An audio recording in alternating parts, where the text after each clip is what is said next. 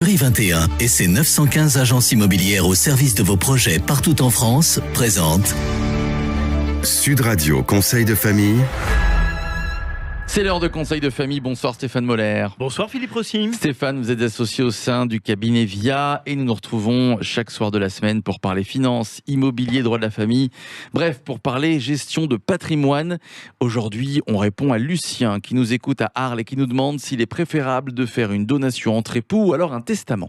Eh bien, comme d'habitude, et vous vous en doutez maintenant, il n'y a pas de réponse toute faite, mais quelques avantages ou inconvénients dans chacun des cas qui permettront à chacun de trouver sa bonne formule.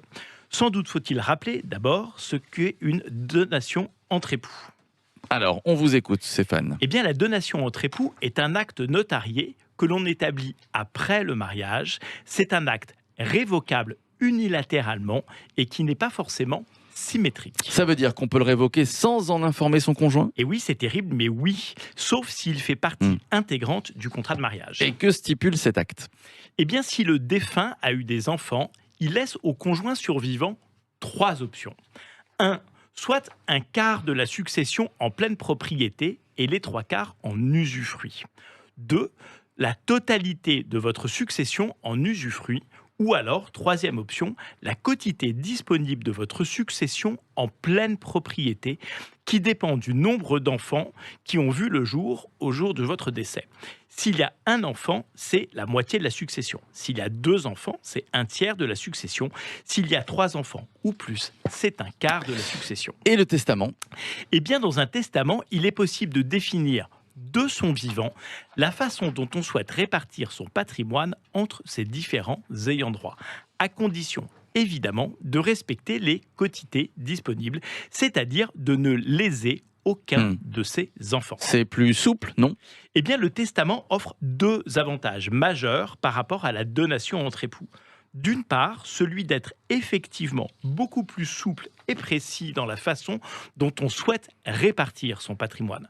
D'autre part, il retire au conjoint survivant le poids de devoir lui-même choisir, parfois au détriment des enfants du conjoint, l'option qui lui convient le mieux. Actionner certaines options de donation entre époux peut poser problème dans le cas de familles recomposées, alors que le testament mettra toute la famille devant le fait accompli et permettra sans doute aux enfants du défunt de mieux accepter la succession. Quel est, Stéphane, l'inconvénient majeur du testament ? Eh bien, le testament est par nature figé, alors que le patrimoine évolue. Il faut bien évidemment penser à le mettre régulièrement à jour, ce qui n'est pas nécessaire pour une donation entre époux. Merci Stéphane, conseil de famille à podcaster sur sudradio.fr. Et si comme Lucien, vous avez des questions à nous poser, conseil avec un s-2-famille.com. Vous pouvez également vous abonner à la chaîne YouTube de Conseil de famille. C'était Sud Radio Conseil de famille. avec Century 21 et ses 915 agences immobilières au service de vos projets partout en France.